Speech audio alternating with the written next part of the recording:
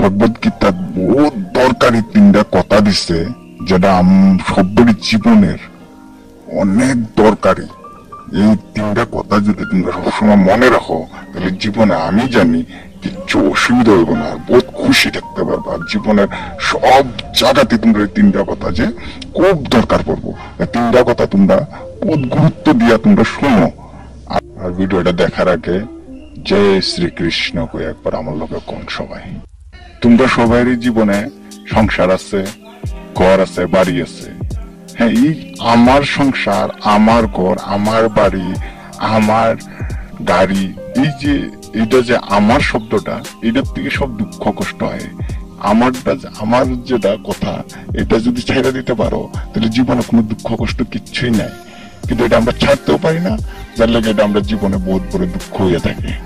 কুরুক্ষেত্রের যুদ্ধ যখন অর্জুনে শ্রীকৃষ্ণরে কয় যে প্রভু এখানে দেখি সব আমারই আছে, তা আমি যে মারতাম, যুদ্ধ যে করতাম, সব আমার মানুষের দিকে আমি যুদ্ধ করতে লাগতে হইতেছে। তখন শ্রীকৃষ্ণ কয় যে অর্জুন, আমার যে কথাটা এটা তুই ছেড়ে দে, কারণ আমার কইলে তুই জীবনে তোর দুঃখ শেষ হইতো না, আর তুই এই যুদ্ধ তুই জয়ী হইতে পারত না। তা আমার শব্দটা ছেড়ে দে, তুই এই যুদ্ধ জয় হইতে পারবি, নাহলে তোর এই আমারই তোরে ধ্বংস করে দিব। এই শব্দটার থেকে যদি আমরা দূরে রাখি, তাহলে আমরা জীবনে কষ্ট কখনো দূর হইব না। তাই আমরা স্বপ্ন পূরণ করার লিগা, আমার ঘর বানাইবার লিগা যদি আমরা ভাব দিয়ে থাকি, তাহলে এই যে ভাবনাটা, এটাই তোমার বহুত বড় দুঃখ একটা খারাপ দিব। তাই এই দুঃখটা দূর করার লিগা সব মোহ মায়ার থেকে দূরে থাকো, আর যেটা আছে ওইটা নিয়ে চলতে থাকো। কর্মফল ভুগতেই লাগবে, কথাটা সবাই জানি। নিজের কর্ম সবসময় তোমার পিছনে থাকবো। কর্ম যেটা করছো আগে, এটার ফলটা যে পাইতেই লাগবো এই জন্যই। তো এরকম আমি একটা শুধু গল্প দিয়ে কই। একটা মানুষে ওর বাবার লোক খুব অত্যাচার করছিল। বাবা যখন মানে অল্প বয়স হয়ে আছে, তখন ছেলে মানে একদম যৌবনে আসছিল। তো এই শরীরের গরমে বাপরে বহুত অত্যাচার করত। তো বাপে ছেলের অত্যাচার সহ্য করতে পারে না, সহ্য না করতে পাইরা বাপে অভিশাপ দেয়, তোর কর্মের ফল তুই একদিন হলো পাইবি। তো ছেলে কি করতো, মানুষের সামনে মারতো না, ঘরে অন্ধকার ঘরে লুকাইয়া বাপরে মারতো, কেউ দেখতো না। তো এই যে লুকাইয়া লুকাইয়া করতেছে, ভাবতেছে কেউ দেখতেছে না, কিন্তু না, এটার যে কর্মটা তুমি যে করতেছো, যতই লুকাইয়া করো, ভগবানে দেখতেছ, ভগবানে ক্যামেরা লাগায় রাখছে। আমরা সবেরই কর্মর ক্যামেরা লাগায় রাখছে, ফলেরও ক্যামেরা লাগায় রাখছে। কে কি কর্ম করতেছে এটাও পাইতে লাগবে, আর যে ভালো কাজ করতেছে এটারও ফল পাইবা। তো এই কর্মটা যে করতেছিল, তো করতে করতে বাপ মারা গেল। তারপরে ওর ছেলে হইলো, ওর ছেলে এরকম হইলো, ছেলে মানে ওখানে এই বাপের কর্ম আসিল, ফলটা পাইতে লাগবো। তো ছেলেও বাপরে ধইরা কিলানি দিল। তো বাপে তো ওর বাপরে অন্ধকার করে লুকাইয়া মারতো, কিন্তু এর ছেলে সবের সামনে দেখা দেখি খুব অত্যাচার স্টার্ট করলো। তো তাই নিজের কর্ময় নিজের বাপরেও সারে না, তাই নিজের কর্মফল পাইতেই লাগবো, এই জন্যই।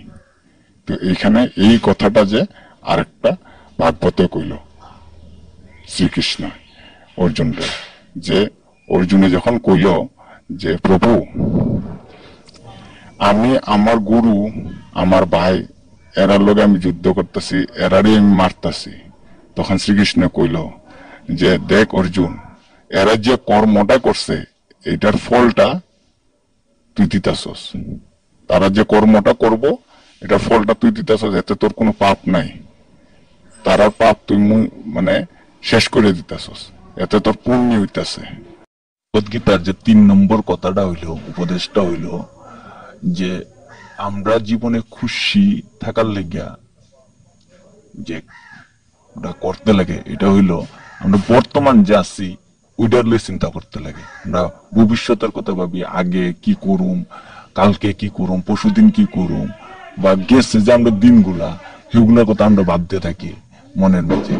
যার লেগে আমরা ওখান যে কাজটি করতেছি বা ওখান যে আমরা আছি এটার বুঝলে জায়গা, তাহলে কি আমরা জীবনে যেটা চলার সময়ের যে খুশিটা ওইটা আমরা পাই না। তো আমরা ভবিষ্যতের আর অতীতের যে আমরা কথা বা ভবিষ্যতের যেগুলো আমরা চিন্তাধারা এটা আমরা ত্যাগ দিতে লাগে, তখন যে আমরা বর্তমানের যে খুশিটা এটা পাইমো, আর এই খুশিটা তখন উপভোগ করিয়া খুবই ভালো লাগবে। কারণ মনে কোনো চিন্তা ভাবনা থাকবো না ভবিষ্যতের বা অতীতের, আর বর্তমানের যে আমরা পাইমু এটাই একটাই খুশি থাকবো। তো এই খুশিটা আমরা খুব সুন্দর করে ছবির লগে মানাইতে পারা। তো গীতাতে এটাই কইল যে যখন অর্জুনে শ্রীকৃষ্ণরে কইল যে প্রভু আমরা তো যুদ্ধ করতেই এসছি, তো যুদ্ধ তো শেষই হইব, এখন আমি কি পেলাম? আমার সব তো গেলই গা, সংসার, আমার ভাই গেল, হ্যাঁ আমার গুরু গেল, সব তো গেলই গা, এখন আমি কি পাইলাম?